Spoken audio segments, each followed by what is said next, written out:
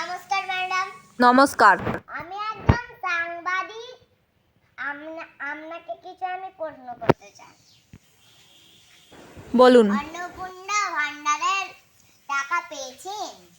না না, আমি টাকা পাইনি। ও, আপনি আগে লক্ষ্মী ভান্ডার পেতেন? হ্যাঁ, লক্ষ্মী ভান্ডার পেতাম, কিন্তু অন্নপূর্ণা ভান্ডার পাইনি। আপনি কি ব্যাংকের টাকা চেক করে দেখেছেন? হ্যাঁ, টাকা চেক করে দেখেছি, কিন্তু টাকা ঢোকেনি। আপনি কেন পাননি কি মনে হয়? কি করে জানবো কেন পাইনি? আমি তো লক্ষ্মী ভান্ডার পেতাম আগে, কিন্তু অন্নপূর্ণা ভান্ডার তখন তো সরকার বলেছিলেন যে ভোটের আগে যে লক্ষ্মী ভান্ডার যারা পাবে তারাই অন্নপূর্ণা ভান্ডার পাবে, কিন্তু আগে লক্ষ্মী ভান্ডার পেতাম, এখন আর পাইনি অন্নপূর্ণা ভান্ডার। গিয়েছিলেন ওখানে? হ্যাঁ, গেছিলাম।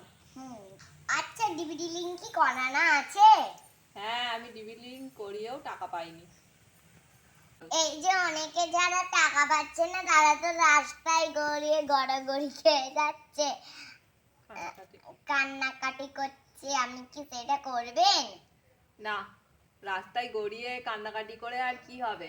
টাকা পেলে এমনিই পাবো, অ্যাকাউন্টে এমনিই ঢুকবে, ডকুমেন্টস তো সব ঠিকই আছে। আর যদি না পাই, না পাবো, যেটা মনে করবে সেটাই করবেন, কান্নাকাটি করে আর কি হবে?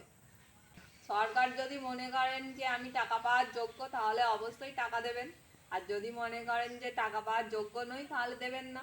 ও আচ্ছা, তাহলে খুব ভালো কথা। আচ্ছা সাংবাদিক ম্যাডাম, আপনাকে আমি কিছু প্রশ্ন করব। করুন। আপনি এই চশমাটা কোথা থেকে পেয়েছেন? আমি এই যে কিনেছিলাম চশমাটা। আর মাইক্রোফোনটা? মাইক্রোফোনটা ওই তো, ওটা আমি বিদেশ থেকে আনছি। আচ্ছা আচ্ছা।